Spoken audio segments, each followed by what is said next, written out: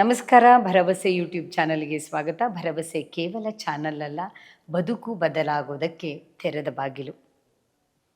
ತುಂಬ ಸ್ಫುರದ್ರೂಪಿ, ಸುಮಾರು 30-35 ಆಸುಪಾಸಿನ ವಯಸ್ಸು, ಉತ್ತಮ ಉದ್ಯೋಗದಲ್ಲಿ ಇದ್ದಾಳೆ, ಮದುವೆ ಕೂಡ ಆಗಿದೆ, ತುಂಬ ಒಳ್ಳೆಯ ಸಂಸಾರ, ಜೀವನದಲ್ಲಿ ಎಲ್ಲವೂ ಸಿಕ್ಕಿದೆ.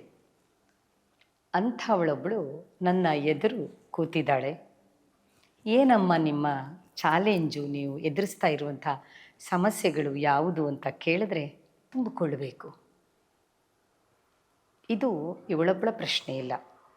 ಇತ್ತೀಚೆಗೆ ಗಮನಿಸ್ತಾ ಇದ್ದೀನಿ, ತುಂಬ ವಯಸ್ಸಾದವರು ಕೂಡ 60-70 ವಯಸ್ಸಿನವರು ಕೂಡ ನಮ್ಮ ಬಾಲ್ಯದಲ್ಲಿ ಹಾಗೆ ಮಾಡಿದ್ರು, ಹೀಗೆ ಮಾಡಿದ್ರು, ಈ ರೀತಿ ಆಯಿತು, ನನ್ನ ಅಣ್ಣಂದ್ರು ಹೀಗೆ ಹೇಳ್ತಾ ಇದ್ರು, ಅಕ್ಕಂದರು ಈ ರೀತಿ ಮಾಡ್ತಾ ಇದ್ರು, ಚಿಕ್ಕಪ್ಪಂದರು ನಮ್ಮನ್ನು ಹೀಗೆ ನಡೆಸ್ಕೊಂಡ್ರು, ಇತ್ಯಾದಿಯಾದಂತಹ ಮಾತುಗಳನ್ನು ಕೇಳ್ತಾ ಇದ್ದೀವಿ. ಅದರ ಜೊತೆಗೆ ಅವರು ಹಾಗೆ ಇರೋದ್ರಿಂದ ನಾನಿವತ್ತು ಹೀಗಿದ್ದೀನಿ, ನನ್ನ ಇವತ್ತಿನ ಈ ವರ್ತನೆಗೆ, ಈ ಸ್ಥಿತಿಗೆ ಅವರು ಕಾರಣ ಅಂತ ಪರೋಕ್ಷವಾಗಿ ಹೇಳ್ತಾ ಇದ್ದಾರೆ. ಈಗ ನನ್ನ ಎದುರು ಕೂತಂತಹ ಆ ಸ್ಫುರದ್ರೂಪಿ ಹುಡುಗಿಯ ಬಗೆಗೆ ಹೇಳಬೇಕಾದ್ರೆ, ಅವಳನ್ನು ಒಂದೊಂದೇ ಪ್ರಶ್ನೆಯಾಗಿ ಕೇಳ್ತಾ ಬಂದೆ. ಅವರ ತಂದೆ ತಾಯಿ 21-22 ವಯಸ್ಸಿಗೆ ಮದುವೆಯಾದವರು, ಚಿಕ್ಕ ವಯಸ್ಸಿನಲ್ಲಿ ಮದುವೆಯಾಗಿದೆ. ಮದುವೆಯಾಗಿ ಅವರ ಜೀವನವನ್ನು ನಿರ್ವಹಿಸಿಕೊಳ್ಳುವಂತಹ ಸಂದರ್ಭದಲ್ಲಿ ಅವರೇ ಎದುರಿಸ್ತಾ ಇರುವಂತಹ ಎಷ್ಟೋ ಸವಾಲುಗಳಿದ್ವು, ಕಿರಿಕಿರಿಗಳಿದ್ವು, ಸಂಕಷ್ಟಗಳಿದ್ವು. ಮಗುವನ್ನು ಹೇಗೆ ನೋಡಿಕೊಳ್ಬೇಕು ಎನ್ನುವ ಒಂದು ವ್ಯವಸ್ಥಿತವಾದ ಜ್ಞಾನ ಬಹಳಷ್ಟು ಸಂದರ್ಭಗಳಲ್ಲಿ ಇರಲ್ಲ. ಹಾಗೇ ಇರುವಂಥ ಸಂದರ್ಭದಲ್ಲಿ ಮಗುವನ್ನು ಬೆಳೆಸುವಾಗ ತಮ್ಮ ಕೋಪವನ್ನು, ತಮ್ಮ ಫ್ರಸ್ಟ್ರೇಷನನ್ನು, ತಮ್ಮ ಕಿರಿಕಿರಿಯನ್ನು, ತಮ್ಮ ಅಸಹಾಯಕತೆಯನ್ನು ಹೇಗೆ ವ್ಯಕ್ತಪಡಿಸ್ತಾರೆ? ಮಗುವಿನ ಮೇಲೆ ವ್ಯಕ್ತಪಡಿಸ್ಬಿಡ್ತಾರೆ. ಇದು ಮಗುವಿನ ಬೆಳವಣಿಗೆಯ ಮೇಲೆ ಖಂಡಿತ ಪರಿಣಾಮ ಆಗಲ್ಲ ಅಂತ ಹೇಳಲ್ಲ. ಆದರೆ ಇಲ್ಲಿ ಇಷ್ಟು ಓದಿರುವ, ಇಷ್ಟು ಚೆನ್ನಾಗಿರುವ, ಉತ್ತಮ ಉದ್ಯೋಗದಲ್ಲಿ ಇರುವ ಹಾಗೂ ಒಳ್ಳೆಯ ಜೀವನವನ್ನು ನಡೆಸ್ತಾ ಇರುವಂಥ ಇವಳಿಗೂ ಕೂಡ ತಂದೆ ತಾಯಿ ಆಡಿದ ಯಾವತ್ತಿನದೋ ಮಾತುಗಳು ಮನಸ್ಸಿನಲ್ಲಿ ಉಳಿದು ಹಿಂಸೆಯನ್ನು ಕೊಡ್ತಾ ಇದೆ. ಅವಳಿಗೆ ಒಂದು ಮಾತು ಹೇಳಿದೆ, ನಿಮ್ಮ ತಂದೆ ತಾಯಿ ಏನಾದರೂ ಹೇಳಿರಲಿ, ಈಗ ನೀ ಬದುಕಿದ ರೀತಿ ಇದೆಯಲ್ಲ, ಓದಿದೀಯಾ, ಕೆಲಸ ತಗೊಂಡಿದೀಯಾ, ಒಳ್ಳೆ ಜೀವನ ನಡೆಸ್ತಾ ಇದ್ದೀಯಾ, ನಿನ್ನನ್ನು ನೀನು ಬೇಕಾದಷ್ಟು ಚೆನ್ನಾಗಿ ಇಟ್ಕೊಂಡಿದೀಯಾ, ಹಾಗಿದ್ದಾಗಲೂ ಕೂಡ ಅವತ್ತು ಯಾವಾಗಲೂ ನಿಮ್ಮ ಅಪ್ಪ ಅಮ್ಮ ಹೇಳಿದಂತಹ ಮಾತುಗಳೇ ಇವತ್ತಿಗೂ ನಿನಗೆ ಆತ್ಮವಿಶ್ವಾಸವನ್ನು ಕುಗ್ಗಿಸುತ್ತೆ. ಅಂದರೆ ನೀನು ಅವರ ಮಾತನ್ನು ನಂಬ್ತಾ ಇದ್ದೀಯಾ, ಆದರೆ ನೀನೇ ಇಷ್ಟು ಸಾಧಿಸಿದೀಯಾ, ನೀನೇ ಇಷ್ಟು ಚೆನ್ನಾಗಿ ಬದುಕಿದೀಯಾ, ಅದನ್ನು ಫೋಕಸ್ ಮಾಡೋಕ್ಕೆ ನಿನಗೆ ಗೊತ್ತಾಗ್ತಾ ಇಲ್ಲ. ಅವ್ರು ಯಾವತ್ತೋ ಹೇಳಿದ ಮಾತನ್ನೇ ನೀನು ತಲೆಯಲ್ಲಿಟ್ಕೊಂಡು ನಂಬೋ ಬದಲು ನೀನು ಬದುಕಿದ ರೀತಿಯನ್ನು, ನೀನು ಸಾಧಿಸಿದ ರೀತಿಯನ್ನು ನೀನು ಹೆಮ್ಮೆಯಿಂದ ನೋಡಿಕೊಂಡು ನಿನ್ನನ್ನೇ ನೀನು ಪ್ರೀತಿಸಿಕೊಳ್ಳುವ ಹಾಗಾದರೆ ಖಂಡಿತ ಅವರ ಮಾತು ನಿನ್ನ ಮೇಲೆ ಪರಿಣಾಮ ಬೀರೋದಿಲ್ಲ. ಅವತ್ತವರು ಆಡಿದ ಮಾತು ನಿನ್ನ ಒಳಗಿಳಿದಿದೆ, ಅದನ್ನು ನೀನು ನಂಬ್ತಾ ಇದ್ದೀಯಾ. ಒಂದು ವೇಳೆ ನೀನು ಅದನ್ನು ನಂಬದೇ ಹೋಗಿದ್ರೆ ನಿನ್ನ ಆತ್ಮವಿಶ್ವಾಸಕ್ಕೆ ಧಕ್ಕೆ ಆಗ್ತಾ ಇರಲಿಲ್ಲ.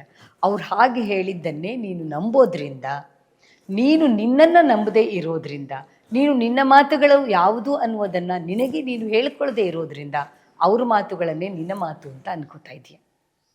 ಅಂದರೆ ಇಲ್ಲಿ ನಾನು ಏನನ್ನು ಹೇಳಕ್ಕೆ ಹೊರಟಿದ್ದೀನಿ ಅಂದರೆ, ಬಹಳ ಸಂದರ್ಭಗಳಲ್ಲಿ ಏನಾಗುತ್ತೆ, ನಾನು ಇವತ್ತು ಹೀಗಿರೋದಕ್ಕೆ ಅವ್ರ ಕಾರಣ, ಅವ್ರು ಅವತ್ತು ನನಗೆ ಹೀಗೆ ಹೇಳಿದ್ರು, ಅವ್ರು ಅವತ್ತು ನನಗೆ ಈ ರೀತಿಯಿಂದ ವರ್ತಿಸಿದ್ರು, ಅವರು ಪದೇ ಪದೇ ಹೇಳ್ತಾ ಇರುವಂಥ ಈ ಮಾತುಗಳಿಂದಾಗಿ ನಾನು ನನ್ನ ಆತ್ಮವಿಶ್ವಾಸ ಕಳ್ಕೊಂಡೆ, ಅಥವಾ ನಾನು ನನ್ನ ವರ್ತನೆಯನ್ನು ಈ ರೀತಿಯಾಗಿ ಇಟ್ಕೊಳ್ಳೋದಕ್ಕೆ ಕಾರಣ ಅವತ್ತವ್ರು ಹೇಳಿದಂಥ ಮಾತು, ಹೀಗೆ ಹೇಳ್ತೀವಿ.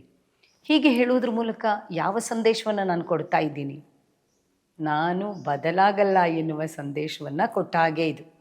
ಅವ್ರು ಹಾಗೆ ಹೇಳಿದ್ರು, ಅದಕ್ಕೆ ನಾನು ಹೀಗಿದ್ದೀನಿ.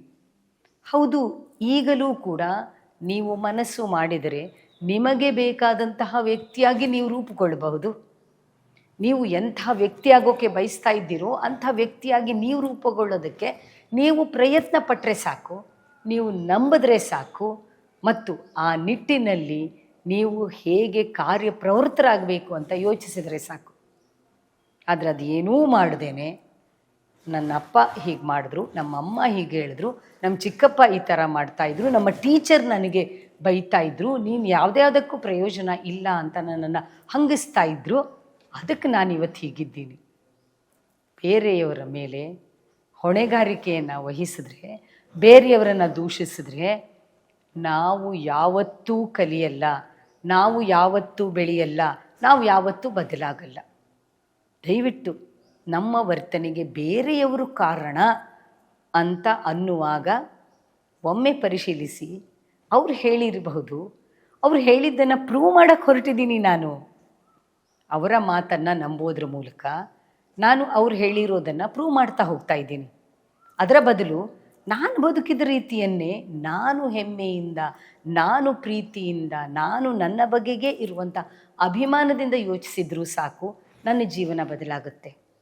ಯಾಕೆ ಇಷ್ಟೆಲ್ಲ ಹೇಳ್ತಾ ಇದ್ದೀನಿ ಅಂದರೆ, ಸ್ವಯಂ ಪ್ರೀತಿ, ಸೆಲ್ಫ್ ಲವ್ ಅನ್ನೋದಿದೆಯಲ್ಲ, ಇದು ತುಂಬ ಕಡಿಮೆ ಆಗ್ತಾ ಇದೆ. ಯಾಕೆ ನಮಗೆ ನಮ್ಮನ್ನೇ ಪ್ರೀತಿಸ್ಕೊಳ್ಳೋದಕ್ಕೆ ಸಾಧ್ಯ ಆಗ್ತಾ ಇಲ್ಲ? ನಾವು ಬದುಕಿದ ರೀತಿಯನ್ನು ನಾವೇ ಯಾಕೆ ಮೆಚ್ಕೊಳ್ಳೋಕ್ಕೆ ಸಾಧ್ಯ ಆಗ್ತಾ ಇಲ್ಲ? ಕೇವಲ ನಮ್ಮಲ್ಲಿಯೇ ನಾವು ದೋಷಗಳನ್ನು ಹುಡುಕೊಂಡು ಬೇರೆಯವ್ರು ನನಗೆ ಹೀಗೆ ಹೇಳಿದ್ರು ಅಂತ ನಮ್ಮ ಬಗೆಗೆ ನಾವೇ ಅಸಹಾಯಕತೆಯಿಂದ ಯೋಚಿಸ್ಕೊಂಡು, ಅಷ್ಟೇ ಅಲ್ಲ ಇವ್ರು ಹೀಗೆ ಹೇಳಿರೋದ್ರಿಂದ ನಾನು ಹೀಗಿದ್ದೀನಿ ಅಂತ ಅಲ್ಲಿಗೆ ನಮ್ಮನ್ನು ನಾವು ನಿಲ್ಲಿಸ್ಕೊಂಡು ಒಂದು ಬೆಳವಣಿಗೆಯನ್ನು, ಒಂದು ಬದಲಾವಣೆಯನ್ನು, ಒಂದು ಸುಂದರವಾದ ಜೀವನವನ್ನು, ಸಂತೋಷವನ್ನು ನಾವೇ ಹೊಸಕಿ ಹಾಕ್ಕೊಂಡ್ಬಿಡ್ತೀವಿ ನಮಗೆ ಗೊತ್ತಿಲ್ಲದೆಯೇ. ಹೌದು, ಬಾಲ್ಯದ ಎಷ್ಟೋ ಘಟನೆಗಳು, ಎಷ್ಟೋ ಸಂಗತಿಗಳು ಒಂದು ಟ್ರಾಮಾ ರೀತಿಯಿಂದ ನಮ್ಮ ಒಳಗೆ ಗಟ್ಟಿಯಾಗಿ ಉಳ್ಕೊಂಡ್ಬಿಡುತ್ತೆ. ಹೌದು, ಆದರೂ ಕೂಡ ನಾವು ಅದನ್ನು ಮನಸ್ಸು ಮಾಡಿದರೆ ಬದಲಾಯಿಸಬಹುದು ಮತ್ತು ಬದಲಾಯಿಸಬೇಕು. ಯಾಕೆಂದರೆ ಇವತ್ತು ನಮಗೆ ಎಲ್ಲವೂ ಇದ್ದರೂ ಕೂಡ ಎಷ್ಟೋ ಸಂದರ್ಭಗಳಲ್ಲಿ ಸಂತೋಷವಾಗಿ ಇರೋದಕ್ಕೆ ಸಾಧ್ಯ ಆಗದೇ ಇರೋದು ನಮ್ಮ ಹಳೆಯ ಇಂತಹ ನೆನಪುಗಳಿಂದ, ನಮ್ಮ ಹಳೆಯ ಇಂತಹ ಎಷ್ಟೋ ಅನುಭವಗಳಿಂದ ಮತ್ತು ನಮ್ಮ ಮನಸ್ಸಿನಲ್ಲಿ ಅಚ್ಚೊತ್ತು ಕೂತಂತಹ ಎಷ್ಟೋ ಘಟನೆಗಳಿಂದ. ಇವೆಲ್ಲವನ್ನೂ ಕೂಡ ನಾವು ಮರೆಯಬೇಕಾದ, ಅದನ್ನು ಬೇರೆಯದೇ ಆದ ದೃಷ್ಟಿಕೋನದಿಂದ ನೋಡಬೇಕಾದ ಅಗತ್ಯತೆ ಇದೆ. ನಾನು ಮೊದಲು ಕೊಟ್ಟಂತಹ ಉದಾಹರಣೆಯಲ್ಲಿಯೇ ಅವಳ ತಂದೆ ತಾಯಿ ಚಿಕ್ಕ ವಯಸ್ಸಿನಲ್ಲಿ ಮದುವೆಯಾಗಿ ಬೇಕಾದಷ್ಟು ಸಂಕಷ್ಟಗಳನ್ನು ಎದುರಿಸಿದಂತಹ ಪರಿಸ್ಥಿತಿಯಲ್ಲಿ ಅವರು ಆಡಿದಂತಹ ಮಾತಿಗೆ ಅಷ್ಟು ದೊಡ್ಡ ಮಹತ್ವವನ್ನು ಈ ಕಾಲಕ್ಕೆ ಕೊಡಬೇಡ. ಅವರು ಆ ಕಾಲದಲ್ಲಿ ಆಡಿದ ಮಾತಿನ ಹಿಂದೆ ಅವರ ಅಸಹಾಯಕತೆ ಇರಬಹುದು, ಅವರದ್ದೇ ಆದಂತಹ ಬೇರೆ ಬೇರೆ ರೀತಿಯ ಕಿರಿಕಿರಿಗಳು ಇರಬಹುದು, ಅವರ ಸಂಕಷ್ಟಗಳಿರಬಹುದು. ಅವರನ್ನು ಆ ನೆಲೆಯಿಂದ ನೀನು ಅರ್ಥ ಮಾಡ್ಕೊಳ್ಳೋದಕ್ಕೆ ಪ್ರಯತ್ನ ಪಟ್ಟಾಗ ನೀನು ಅವರನ್ನು ಕೂಡ ಕ್ಷಮಿಸಬಲ್ಲೆ. ಮತ್ತು ಹಾಗೆ ಕ್ಷಮಿಸುವುದರ ಮೂಲಕ ನೀನು ಹೆಚ್ಚು ನೆಮ್ಮದಿಯನ್ನು ಪಡ್ಕೊಳ್ತೀಯ. ಅಂದರೆ ನಾನಿಲ್ಲಿ ದೃಷ್ಟಿಕೋನವನ್ನು ಬದಲಾಯಿಸಿಕೊಳ್ಳುವುದರ ಮೂಲಕ ಒಂದು ಘಟನೆಯ, ಒಂದು ಸಂದರ್ಭದ, ಒಂದು ಮಾತುಕತೆಯ ದೃಷ್ಟಿಕೋನವನ್ನೇ ನಾವು ಬದಲಾಯಿಸಿಕೊಂಡಾಗ ನಾವು ನೋಡುವ ರೀತಿಯೇ ಕೂಡ ಬದಲಾಗಿಬಿಡುತ್ತೆ. ಯಾವಾಗ ನಾವು ಒಂದು ಘಟನೆಯನ್ನು, ಒಂದು ಮಾತುಗಳನ್ನು, ಪರಿಸ್ಥಿತಿಯನ್ನು ನೋಡುವ ರೀತಿ ಬದಲಾಗೋಯ್ತೋ ಆಗ ನಮಗೆಲ್ಲವೂ ಬದಲಾಗಿ ಕಾಣಿಸುತ್ತೆ. ಅಂತಹ ಬದಲಾವಣೆಯೇ ಭರವಸೆಯ ಮೂಲ ಆಶಯವಾಗಿದೆ. ಪ್ರತಿಯೊಬ್ಬರಿಗೂ ಸಂತೋಷ ಬೇಕು, ನೆಮ್ಮದಿ ಬೇಕು, ಖುಷಿ ಬೇಕು, ಆನಂದ ಬೇಕು. ಆದರೆ ಎಲ್ಲಿಯೋ ಕಳ್ಕೊಂಡು ಹುಡುಕ್ತಾ ಇದ್ದೀವಿ. ಎಲ್ಲಿ ಕಳ್ಕೊಂಡಿದ್ದೀವಿ ಅನ್ನೋದು ನಮ್ಗೆ ಗೊತ್ತಾದರೆ ಅಲ್ಲೇ ಹುಡುಕಬಹುದಲ್ಲ. ಅಂಥ ಒಂದು ಪ್ರಯತ್ನವೇ ನಾವಿಲ್ಲಿ ಮಾಡ್ತಾ ಬಂದಿದ್ದೀವಿ. ಭರವಸೆಗೆ ದಯವಿಟ್ಟು ಸಬ್ಸ್ಕ್ರೈಬ್ ಮಾಡಿ, ಬಹಳಷ್ಟು ಜನರಿಗೆ ಶೇರ್ ಮಾಡಿ ಮತ್ತು ನಿಮ್ಮ ಅಭಿಪ್ರಾಯ, ಅನಿಸಿಕೆಗಳನ್ನು ದಯವಿಟ್ಟು ತಿಳಿಸಿ. ನಮಸ್ಕಾರ.